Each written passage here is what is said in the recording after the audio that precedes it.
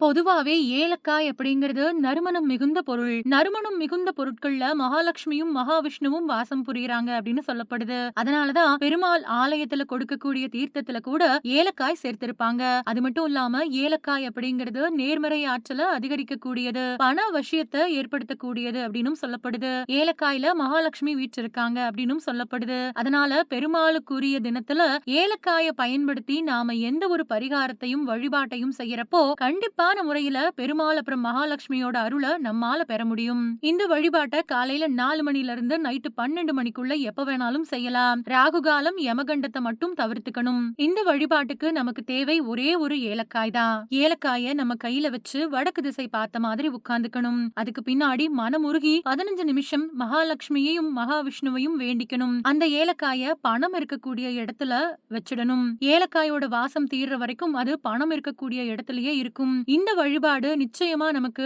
பணப்புழக்கத்த அதிகரிக்கும் அப்படின்னு நம்பப்படுது.